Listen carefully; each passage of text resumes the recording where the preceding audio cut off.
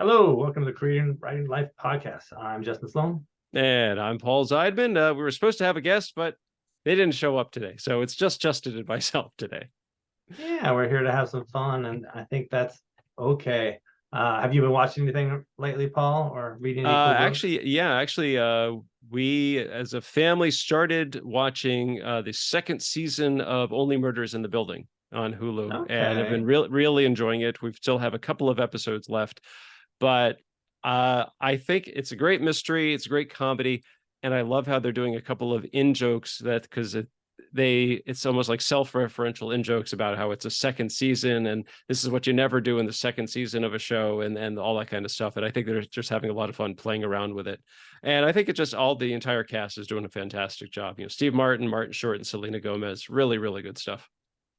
That's on Awesome, Hulu. really cool. Yeah. I tried watching that once because I had a show. It was actually originally a feature, and then we turned it into a pilot as well. That was very similar to that concept. So I was wondering if it was too similar, but no, it felt pretty different enough. So I was happy until that other show came out called True Crime Story or something like that. Or it's a true story based on a true story. That's what it's called, and it's basically an exact copy of my story. Like there's almost no difference. So I'm like, well, crap. But oh well. What can you do? So I have been listening to an audiobook called Blood, Sweat, and Pixels by Jason Schreier. I'm guessing that's how you say his name. And it's amazing. I love it. If you're out there thinking, what's it like to create games and all that, then I highly recommend it. It's called whatever title thing is, The Triumphant, Turbulent Stories Behind How Video Games Are Made. And on that same note, I've been listening to a podcast. I'm looking it up right now called the Gaming Founders Podcast, and they just interview a bunch of gaming founders. So as the title would suggest, also great because you hear all these stories and hear strategies and lots of fun. Sounds good.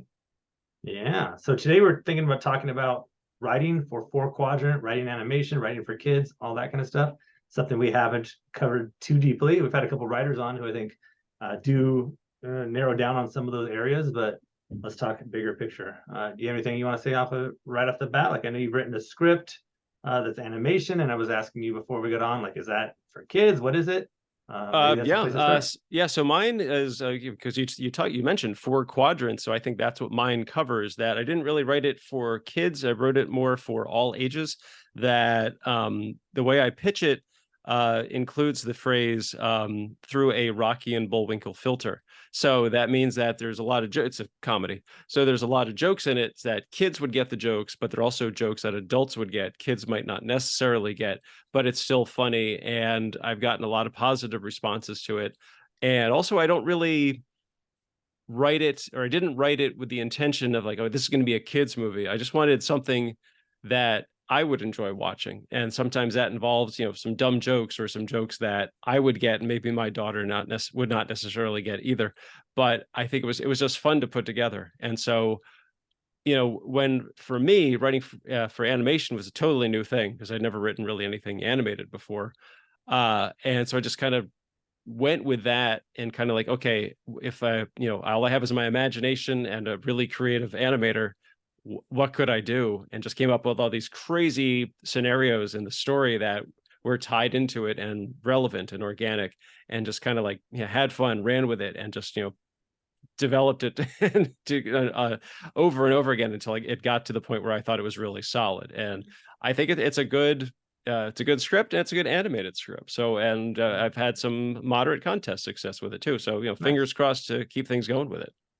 What about it makes it animated in your mind? Like if you brought it to a What producer and they said, but we want to make it live action, what would your argument be? the argument be that would be crazy expensive because the main character's a witch and her sidekick a talking cat, and a big part of the story is magic goes haywire, and so all these crazy things start to happen. And so if you wanted to do that, live action, you could, but you'd need a ton of CG to really show it on screen. And I think the what is it's the medium would be animation. I think that because it's a fantasy comedy. It could be done live action, but I think it just lends itself more to be more effective as an animated piece rather than a live action piece. Yeah.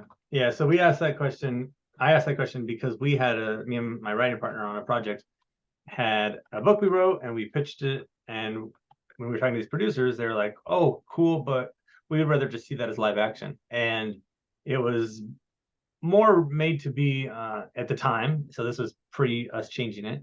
It was like adult animation. We were thinking, and adult animation they're saying is too narrow of a niche. Like, yes, some people are doing it and doing it well, Robert Kirkman, Sure. but it's just too narrow of a niche to really go out there as not known quantities and try to sell. So yeah, so we backed off on that. So they were like, we can make it live action, and but still, it would have been, like you said, pretty expensive. Yeah. And they didn't say we can actually make it. They didn't give us money to say we can make it. They said, what about that? And we were like, oh, cool, if we can do it. But that kind of fizzled away. And Hmm. so we actually went back and redid the whole thing as a 4-quadrant, more like an animated feature for a YA audience or upper Hmm. middle grade, somewhere in that range, probably more YA.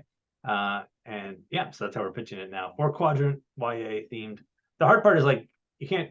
I mean, if in certain, if you're Disney, you can say it's a 4-quadrant movie, and the protagonist can be adult and all that. But I think it's harder for people like us because a lot of animation studios don't buy outside movies, Yeah. Yeah. and They're done in-house. Oh, yeah. yeah, and b if you're trying to make like a book out of it or something, you have to say where it's going to go on the shelf. So like, let's say you write Oh, this as a screenplay, and you're like, oh, now I'm going to adapt it into a novel. Well, if your protagonist is like in their 40s or something like that, if it's like Encanto or something, even probably, I would think that wouldn't really fit on the YA or middle grade shelves because it doesn't make sense. You want right. when you're a middle grade reader, you open it up, you want like a middle You want grade, someone like a you want 12-year someone old your own protagonist. age. Yeah, 12 or 14 years old. They always read a little bit up, so you want that slightly older than you protagonist. Yeah, so that's where it gets weird. Is like you start thinking, okay, but where does it really fit? It's 4-quadrant. And they're like, yeah, we get that, but what is it actually? And that makes it a tough one to think about. But YA is an interesting beast too, because like I mentioned, this is the one that we did that I'm talking about with this guy. I'm not giving any specifics yet because it's being shopped around, exciting. But we were thinking, okay, it's YA, but then there's certain tropes you got to think about with YA as well. For example, a lot of YA readers are female. A lot of them are actually in their 30s or 40s, but they still expect the YA tropes, to Okay. be there. And a lot of times that'll include a romance. And our novel didn't really include a romance. And then we could be like, well, is it middle grade? No, it's a bit intense for middle grade. So that's where it gets really tricky. You have all these like, you better start off from the get-go knowing what you're going to write, or you're going to run Hmm. into these kind of problems that we're facing right now. So what would you say is the difference between middle grade and YA? So middle grade is like what? Like I don't want to say like tween to early teens, and YA is kind of like mid teens to, I don't know, like late high Or even school. lower. Yeah, I think there's a range, but like middle Okay. grade I generally think of it as 8 to 12. Okay. You can even go a little bit younger to include those young reader books or early Sure. reader books, like 6-year-olds. Sometimes a middle grade book will be aimed at like the 6 to 10 market or something like that. Wow. Okay. So yeah, but like in animation, I don't know if you know, but a lot of times animated series or something, like they'll have different age groups where it goes like I don't know off the top of my head, but like 3 to 6, and then like 6 to 9 or something like that, 6 to 10, I don't know. And so they'll have like the different TV shows that'll be aimed at those ranges. Like Mm, Paw Patrol is probably more like 3 to 6 or something like sure. that. Bluey, those kind of things. Versus then you get PJ Masks is maybe in that realm too, but then you get a few shows that are as you start aging up a little bit that are more in the longer ones. And yeah, so this has been like fun stuff for me to be thinking about lately because I'm doing some stuff in that realm as well, and I have to do the research about. So thinking about it across books, across TV shows, across feature screenplays. It's such a weird thing to wrap our head around, right? Well, I was going to say, and also you have, well, I don't know how old your kids are now, because I know you have young children, but would they fall into that category? I mean, because I like your youngest is, I don't remember. 5. Yeah, my oldest is Okay. 10 right now, so I Okay. gotta. Yeah, I'm right in that sweet spot of middle grade and the younger side of that, like the early reader slash maybe even before early reader, because she can't quite read yet, the 5-year-old. So, Okay. And do their but in terms tastes of do their tastes kind of skew a little bit older? Like, does the 5-year-old, did well, she, even though she doesn't read, like, but like yeah, shows she watches, would those kind of like, would those be more appropriate for the other two kids, or are those too intense yeah, for all over the her? place though. 5-year-olds are weird, especially this one because she just watches like everything. Like when she was 4 or maybe 3.5, she wanted to watch the Harry Potter movies, and the other Wow. two kids were scared. They're like, we don't want to watch that. It's scary. And then, but she's like, no, I want to watch them. And she watched all 8 Harry Potter movies as like a three Wow. and a half or 4-year old, and we're like, and she was into it too, and just Hmm. loving it. And so we're like, what is this? She wanted to watch them again and again and again. especially the Okay. first couple. But then when she's watching TV shows, it's like Bluey and Sure. Peppa Pig and those Yeah. kind of things. So there's a good range, Of- I'll say. But Okay. yeah, it's great for as a dad to do research to be able to watch what they're watching. But in terms of reading, uh, we'll read a lot of middle grade books with her or early reader, and then I've also read some comics to her that are more probably Okay. older, like Unordinary is a good webtoon that I was reading. So yeah, it's a good range. Okay, you know, because you were mentioning it because about movies, because I was thinking like animated movies that are really four quadrant, like the Spider-Verse movies, because those are probably even more quadrants because you've got kids and adults who like Spider-Man. You also got like comic book nerds who would be very picky about it, but you also have people like who maybe are not into comics and they just hear, oh, this it's supposed to be a really good movie, and they watch it, and maybe it really works for them. And it just came out. I mean, I haven't seen it and probably won't see it until it's on streaming, is the Ninja Turtles movie now. Yeah, I was just thinking about And that one too. yeah, because that like it's the first time they actually have actual teenagers doing the voices of the four characters as opposed to Oh. adult actors. I guess they wanted Nice. to make it that much more effective.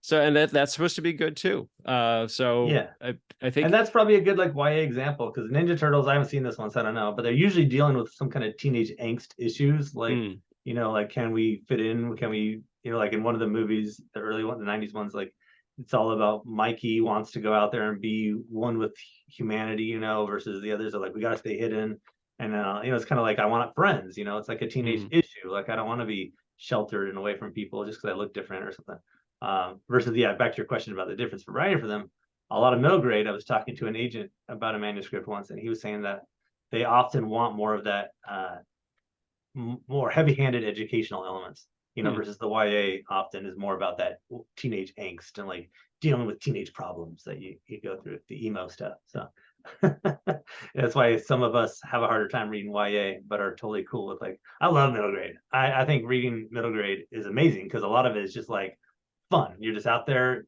having a good time. Sure. Probably just like this. And so I have Ninja Turtles. It just goes back to that question. Would it be a YA? Maybe, probably. I don't think you have to have that romance, but if you made that as a YA novel and nobody knew what it was, and YA Ninja Turtles wasn't like an IP that was known, I doubt it would sell. Like, look at these turtles and they're ninjas, and it's YA. But if it was middle grade, it'd probably like sell like hotcakes as a novel. Probably. So that raises the question. So you just said you've written middle grade stuff. Yeah, I would say that mostly I've written middle grade stuff. I've written yeah, and then it gets confusing, right? Because when you go to screenplay, it's like a different thing. So one of my first novels that I just got selected as teacher's pick. You might have seen I posted that on Facebook. Very I was nice. like, ooh, on Amazon. I don't know if it leads to more sales or not, but that's cool. That You was one never of my know. first books, and it was about a girl who turns into a bird as a way of dealing with the grief of her father's death. So it's kind of Okay. like Land Before Time style story. And so that one was a screenplay and a book. But yeah, the book would definitely be like younger middle grade, like the 6 to 8 year old range. And Hmm. then the movie I was aiming for, of course, four quadrant, but like Land Before Time style, where anybody can enjoy it, but it's more for kids. Sure. Yeah, so it's a fun beast to try to tackle So those two. Like, where are you so going to is put that it? is that a field that you want to write more in? Because I know you've got your sci-fi stuff and your sci-fi military stuff, and those are definitely more adult. So, but and you're really prolific with that. Are you open to the idea, or like are you actively thinking about, hey, I should probably work on some more middle grade stuff, maybe I'll try my hand at Mhm. some YA stuff? I mean, because Yeah, you've dipped your toe into a lot of different parts of the pool. yeah. Lately, I really enjoy writing with pay up front. Well, that goes So without saying. No, but it's yeah, about and then like you that's as a writer. What do you but I'm getting to the what yeah to appeals that to you point. more? Right. But to that point, so that's where a lot of my focus has been. But recently I've been doing a project that I can't say too much about yet, but is writing for that younger age group, and it's Okay. awesome and I'm loving it. And as you know, I'm writing novels for the Planet Quest stuff, which is sci-fi, adult sci-fi stuff. Hmm.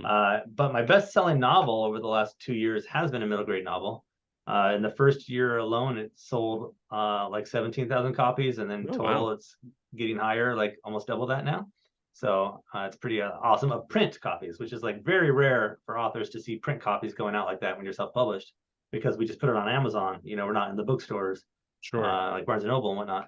And so it's been this weird journey with just watching those print copies fly off the virtual shelves And that makes me think, that made me some money, and people are reading it. And I'm getting lots of emails from parents for their kids saying, "Hey, my kid wanted me to write this. We love your book. Where's the next ones? Blah blah."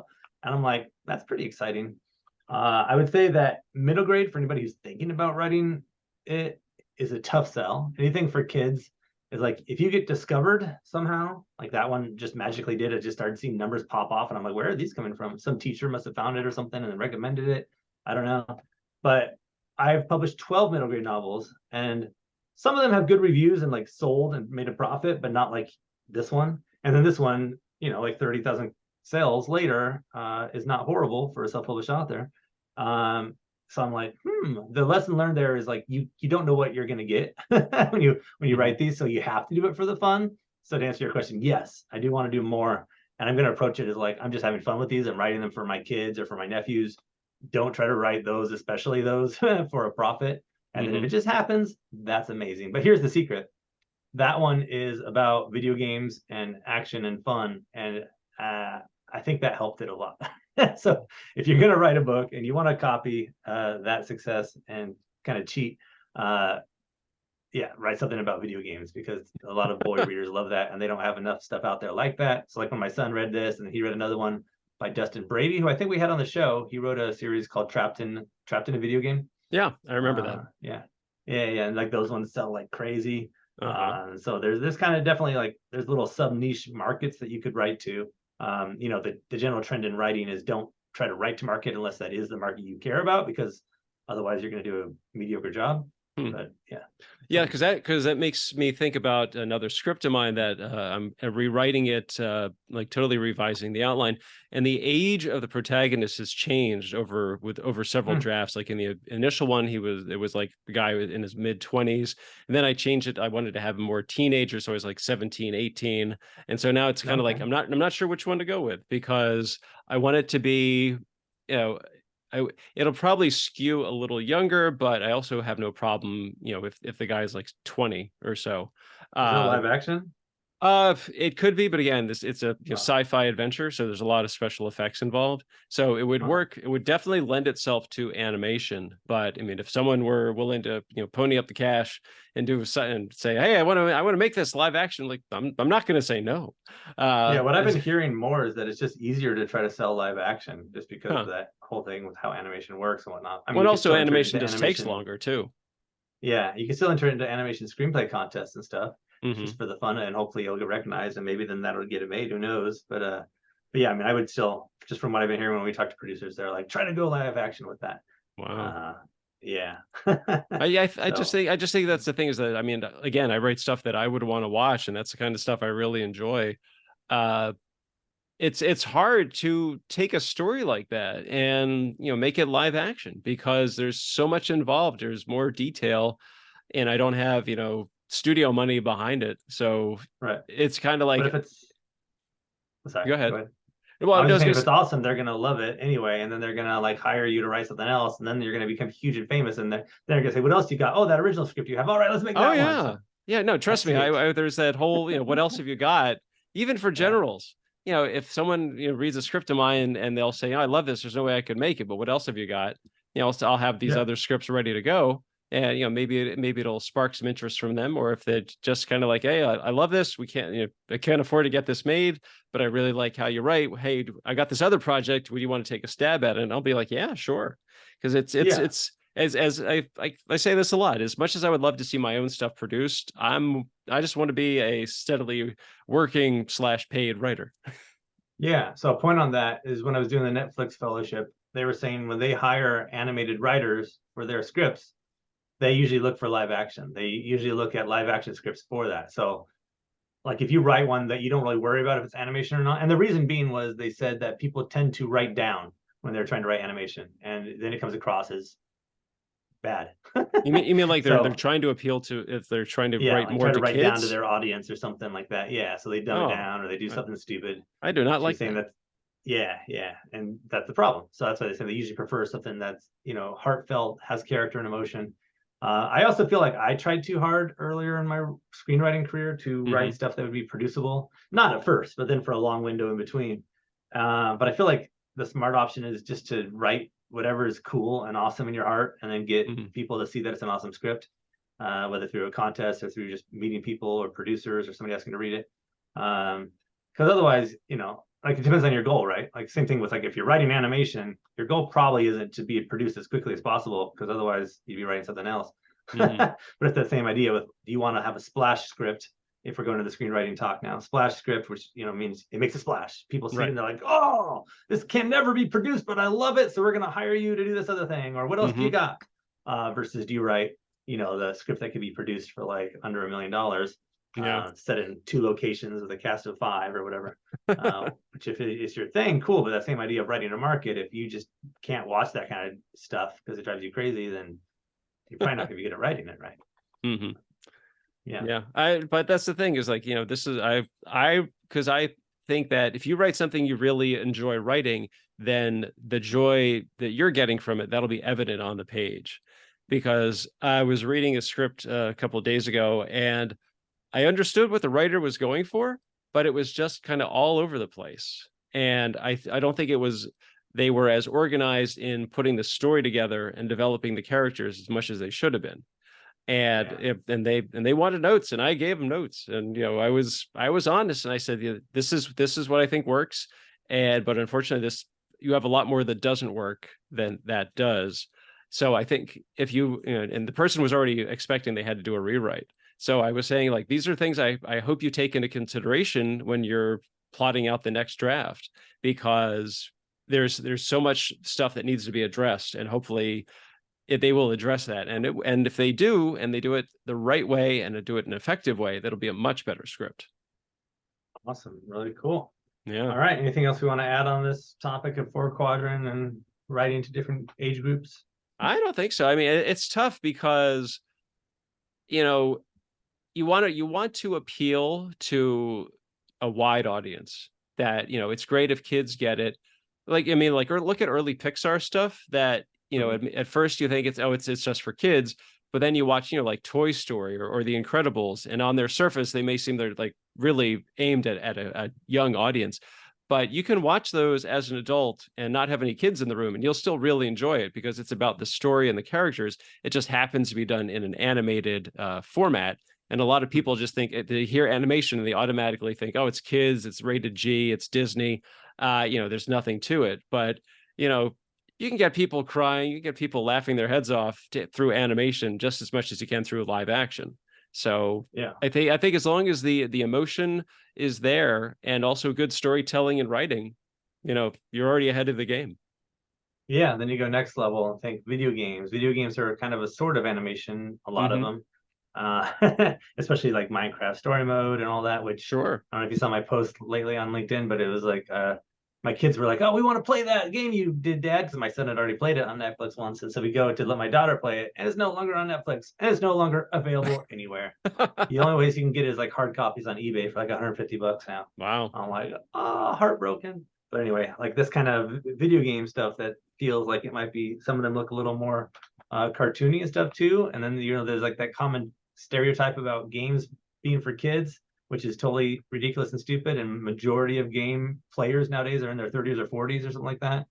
And now we have all these parents who were gamers when they were kids and are now like playing games like crazy, and their kids are playing games. And I'm excited to see where the future goes. But so much good storytelling is in that realm, and that's like on this topic of 4 quadrant and thinking about, like, I mean, obviously, the more your game appeals to a large audience, the more you're going to be able to have a dad and son, mother and daughter, dad and daughter, whatever, playing together, husband and wife. There's this game called what's it called? It Takes Two or something like that. I'm so dumb for not knowing it right off the top of my head. I don't know. I'm gonna look it up. Anyway, people know what I'm talking about, and it's like a couple therapy kind of game where, like, in the Hmm. game, the husband and wife, the mom and dad, get transformed into their kids' toys or something like that, and they have to go on this adventure. Yeah, it's crazy, right? Because if you look at it, Sounds it's gonna weird. look like a kids' game, but then like everybody loves it and says it's amazing, and says it almost is like a marriage therapy style game. Wow. Yeah, it's crazy. So like just these things to think about. Like animation is definitely not just for kids anymore, whether it's 4 quadrant. Of course, if it has swearing and a bunch of inappropriate jokes like Big Mouth, then it's purely not for kids. But yeah, fun. All right, cool. Well, Mhm. Paul, this has been great. I'm gonna go get some scenes in for a screenplay I'm writing today, so I'm excited. That's Eager. What about you? Anything big coming up? Any Yeah, plans? actually, Any scripts? I'm working my way through the outline of this sci-fi adventure rewrite, and I'm pretty much right about at the halfway point. I've already cut some things that I don't know why I never, thought to cut them before, because I think I'm trying to Mm, streamline it a little bit. And I'm like, okay, what do I not need? And I've already, killed one character who I nice. thought was necessary, but I had them in like two scenes in the beginning and haven't found a place where I'm like, let me see what it's like if I cut them out. Hey, wow, this works great. So, so all of the handful of scenes they were in from the rest of the story, those are gone too. And I don't think it's going to have much of an impact. And I've got a Zoom call next week about the animated script. So I'm hoping to get some good news Sweet. about that. So we'll see how that goes. But for the most part, just, hanging in there and just trying to do some writing every day. Sweet. Let's make some magic. Yeah. All right, listeners, if you can leave reviews, it's always appreciated. Spread word of mouth, all that good stuff. Once again, this is Creative Writing Life podcast. I'm Justin Sloan. You can find my books on Amazon, and you can find my middle grade books under my pen name, Justin M. Stone. The one that's taken off the most is called The Video Game Stole My Sister. I was going to ask, like, can we also find your middle grade books on Amazon too? But it's a different name, so you have to write that down, or you're going to forget, because you're going to look up Justin Sloan. Like, there's no middle grade books here. Some of them still do show up that way because I published originally, started as Sloan, but then I realized it's better to branch them out. So like occasionally it really annoys me that they still show up that way, but whatever. Okay, well, Sloan and Stone, just look for them on Amazon. You'll find them. And I'm Paul Zeidman. You can check out my screenwriting blog, Maximum Z, at maximumz.blog. Still on Twitter. I'm still going to call it that, at maximum_Z. I've also got my Instagram account at Pez Screenwriting. Check them all out. Like you said, he's Justin. I'm Paul. This has been the Creative Writing Life podcast. Thanks for listening. Stay safe, stay healthy. Most importantly, go write something.